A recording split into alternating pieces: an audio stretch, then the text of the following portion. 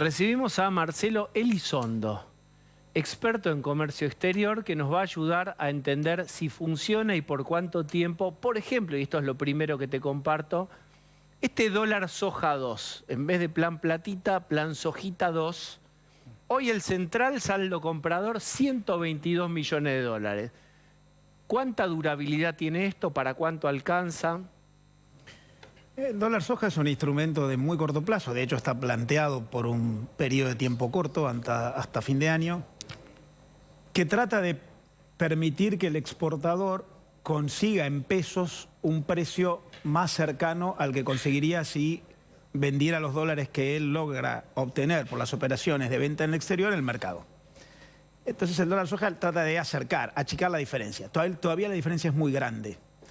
De modo que lo primero que yo diría es de corto plazo, genera mucha incertidumbre y estamos entrando en un año electoral en el que todo el mundo supone que el gobierno va a quemar las últimas fichas y en algún momento del año que viene, con un nuevo gobierno, las condiciones van a cambiar. De modo que los incentivos de corto plazo rinden menos, porque en el caso de un productor que puede guardar una bolsa y esperar unos meses, y a lo mejor... O sea, el que tiene espalda aguanta. Y ante la incertidumbre, y considerando que la mejora es marginal, todavía estamos muy lejos de lo que sería un valor en pesos equivalente a lo que el dólar cotiza en el mercado, yo creo que el que tenga que vender para hacerse de pesos por alguna razón lo hace, y el que pueda esperar, espera unos meses, vendrá otro gobierno, el régimen cambiario argentino actual es insostenible, de modo que seguramente en algún momento esto va a tener que corregirse.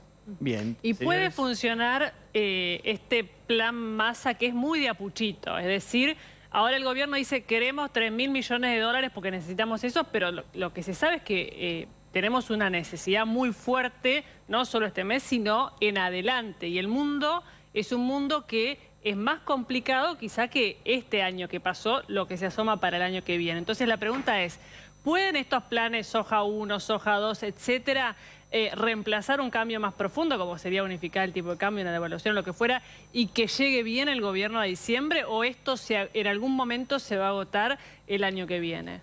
De ninguna manera estas soluciones de apuchitos sustituyen lo que sería una solución de fondo, de ninguna manera.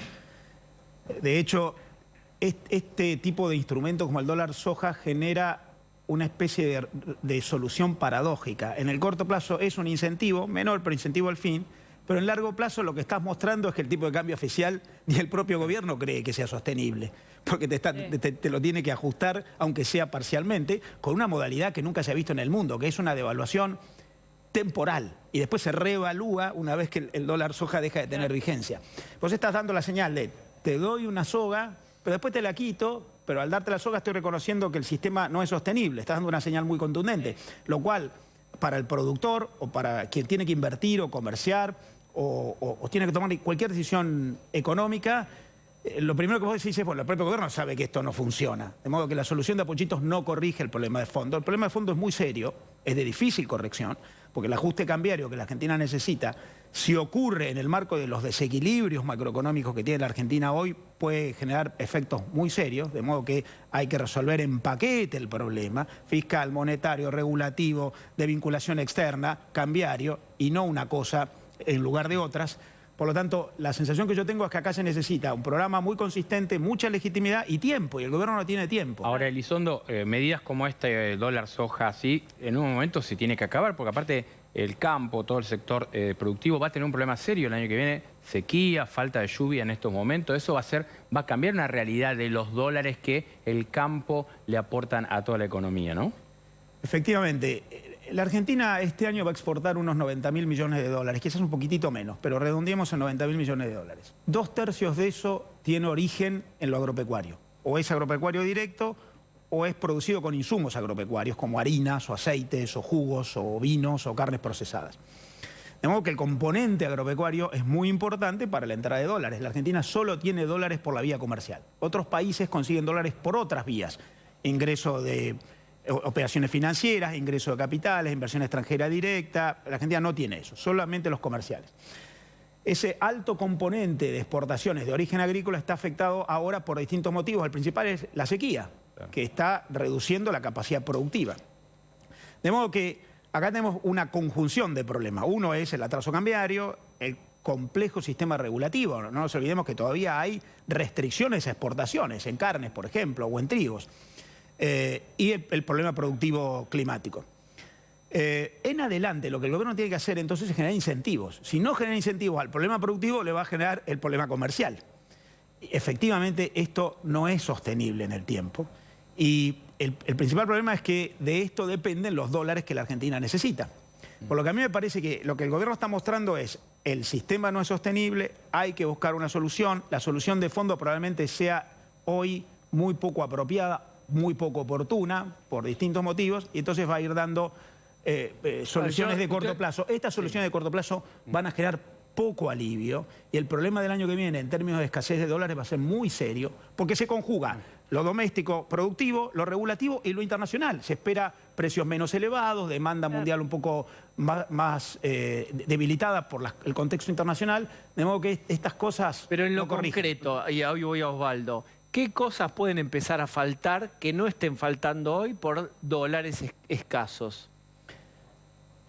Lo principal que hoy estamos escuchando en la producción es que están faltando insumos para la producción. Como no hay dólares, porque la Argentina solo consigue dólares comerciales y no por otras vías, y está consiguiendo menos que los que necesitaría, y los pocos que consigue los tiene que enviar al mercado porque los vende más barato de lo que el mercado considera que valen, porque hay atraso cambiario. Entonces el gobierno trata de reaccionar con restricciones como el cepo.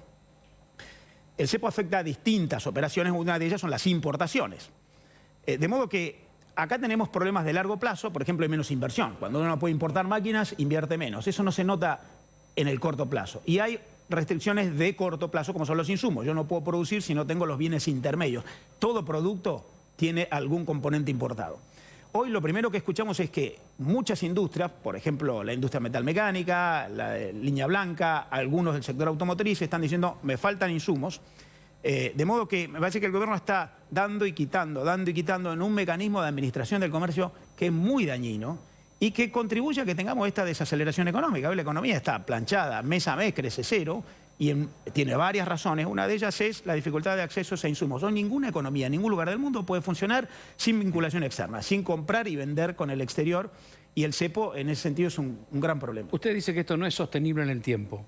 ¿En cuánto tiempo es sostenible? Bueno, no es sostenible en el tiempo, quiere decir lo siguiente. Si yo sostengo esto, la economía no va a funcionar. Si yo sostengo atraso cambiario, controles de precios, restricción para que las empresas paguen al exterior, sea por compras o por financiamiento, lo que puedo hacer es evitar una explosión cambiaria, pero la economía no va a funcionar. Se va a producir menos, se va a invertir menos. Esto puede aguantar hasta el fin del gobierno, así, a cambio de que la economía no funcione. Ahora, no puede durar para siempre, porque una economía o sea que tendríamos todo un año sin la economía funcionando. Funcionando como funciona ahora, flotando. ¿Y eso qué consecuencias tiene para el país? Bueno, lo que estamos viendo ahora, inflación, crecimiento cero, mes a mes crece cero. Hoy, este año la economía argentina va a crecer alrededor del 5%, pero en realidad por lo que se llama arrastre estadístico, porque partimos de un punto de comparación que es en el inicio del año. Pero mes a mes está creciendo cero. Entonces, la economía no crece, no genera empleo, tiene alta inflación, posterga decisiones de inversión. El año que viene vamos a exportar menos, 5, 6, 7 mil millones de dólares menos que este año.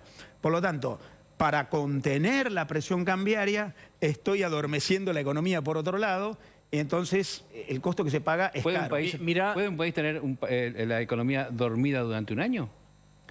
Lo puede hacer, pero a cambio va a tener crecimiento cero, serios problemas sociales, problemas en el empleo, podemos tener problemas de abastecimiento. Por ejemplo, nos escribe Graciela Fernández Mejía y dice, también empiezan a faltar medicamentos. Claro. Y ojo que uno recibe, Nelson, mensajes de gente que dice, ¡ey, no se olviden de nosotros los que necesitamos medicamentos que están faltando! Efectivamente, es un tema muy delicado, muy delicado, y además falta de medicamentos no sofisticados, sino en algunos casos medicamentos del común, Bien, y acá llegamos a un punto que un poco te lo adelanta Osvaldo en la pregunta que te hizo antes. Y es, cuando Macri tomó el poder, hay una situación que se da en donde se toman o se quieren tomar medidas, pero la gente no está preparada porque no vio el precipicio. O nos acostumbramos mal, o naturalizamos, etc.